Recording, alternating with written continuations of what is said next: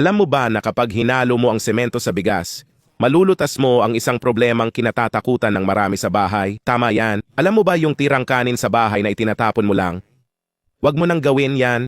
Tingnan mo kung anong magagawa mo sa lumang bigas na yan. Mapapakinabangan mo ito ng husto sa bahay. Para sa simpleng tip na to, may ilang lalagyan ako rito. Aayusin ko muna, tapos maglalagay ako ng isang kutsarang bigas sa bawat isa. Tandaan, lumang bigas to na dapat sana'y itatapon na lang. Pagkalagay ng bigas sa lalagyan, panoorin niyo to. Magdadagdag tayo ng isang kutsarang semento sa bigas. Tulad nito. Oo, parehong semento to na ginagamit ng mga karpintero sa bahay. Pagkalagay ng semento, haluin ng kaunti tapos yun na. Tingnan nyo kung para saan ito. Ang ginawa natin ay para alisin lahat ng daga sa bahay, pati ibang peste. Tama yan. Ang semento at bigas ay umakit ng daga, pero tumitigas sa tiyan nila. Gumawa nito at ilagay sa mga sulok ng bahay kung saan madalas ang peste. Maglagay ng bote sa inidoro, di ka maniniwala sa resulta. Kaibigan kong may-ari ng hotel ang nagturo sa akin nito. Pananatilihin nitong mabango ang banyo mo palagi. Para sa simpleng trick na, to, kailangan ng plastic na bote. Sa loob ng bote, maglalagay tayo ng fabric softener. Pwedeng kahit anong brand o pabango ang gusto mo. Pero mas maganda kung concentrated fabric softener. Magdagdag ng isang takip na puno ng fabric softener.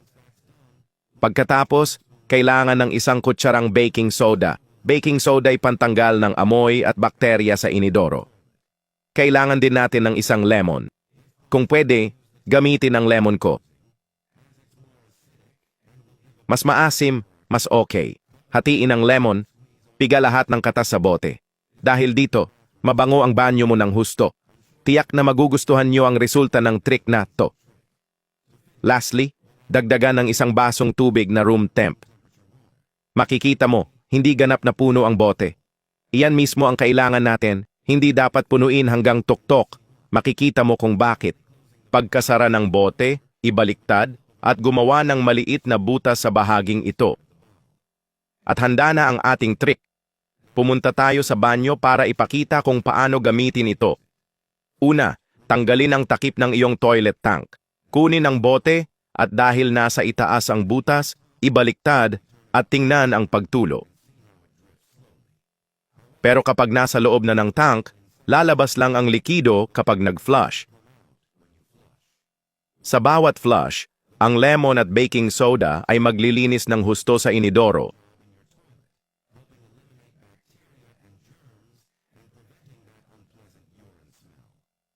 Ang fabric softener ay magbibigay ng mabangong amoy sa iyong banyo.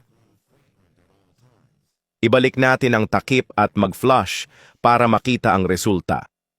At tingnan mo yan, kapag lumabas ang tubig, ang bango ay talagang kahanga-hanga.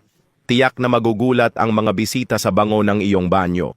Piliin ang paboritong fabric softener at kumakalat ang amoy sa bawat flush. Sulit talaga itong subukan sa bahay. Iyan ang video natin ngayon. Yun lang mga kaibigan. Sana ay nasiyahan kayo. Mahigpit na yakap at kita tayo sa susunod na video. Maglagay ng espongha sa ref at bukas, di ka maniniwala sa resulta. Kung akala mo panlaba lang to ng pinggan, mag-isip ka ulit.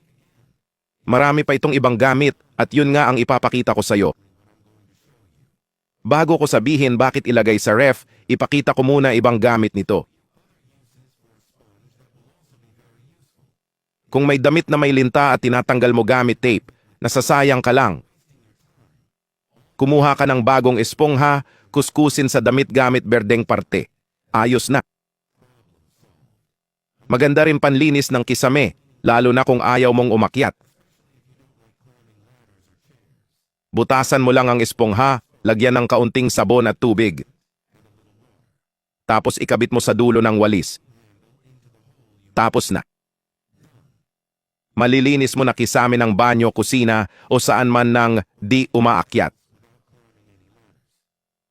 Kung may nakikita kang maraming buhok sa iyong maitim na damit pagkalaba, ang espongha ang solusyon. Bago magsimulang maglaba, maglagay ng espongha kasama ng iyong mga damit sa washing machine.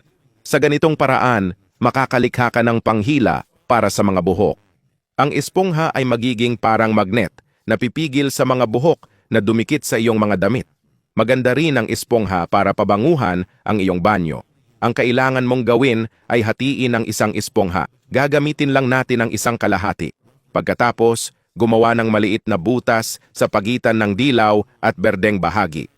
Ngayon, kumuha ng pabangong sabon at gupitin ng maliit na piraso. Pagkatapos, ipasok ang piraso sa butas ng espongha. Kapag tapos na, ikabit ang espongha sa panghawak ng sabon. Ilagay ito sa loob ng inidoro at tuwing mag-flush, may lalabas na amoy ng sabon. Ito ay magpapabango sa iyong inidoro at maiwasan ang malakas na amoy ng ihi. Ngayong alam mo na ang iba't ibang gamit ng espongha, ipapakita ko ang gamit nito sa ref. Kumuha ng bagong espongha, lagyan ng asin, at ikalat gamit ang mga daliri. Pagkatapos, ilagay ang espongha na may asin sa loob ng iyong ref. Sa simpleng paraan na ito, mababawasan ang sobrang halumigmig sa ref. Mapapanatili nito ang pagkain ng mas matagal, lalo na ang mga gulay. Nawawala rin ang masamang amoy sa ref. Salamat sa espongha at asin na mahusay sumipsip. Iwan ito sa ref at palitan kapag nagdidilim na ang asin. Yun lang yon. Sana nagustuhan mo. Sabihin mo kung anong trick ang paborito mo at alin ang bago sa'yo. Paalam at kita tayo sa susunod na video. Huwag kalimutang mag-iwan ng like. Maglagay ng repolyo sa braso at magugulat ka sa resulta. Itinatago ito ng industriya ng gamot sa iyo noon pa man. Kung akala mo repolyo ay pangkusina lang, nagkakamali ka. Mas marami pa itong gamit. Alam mo bang bukod sa salad, nakapagpapaginhawa rin ito ng sakit? Tama yan. Natural na pampabawas pamamaga at panlunas sa sakit ng kasukasuan. Bitamin at mineral nito'y nagpapalakas ng resistensya at nagpapabuti ng kalusugan.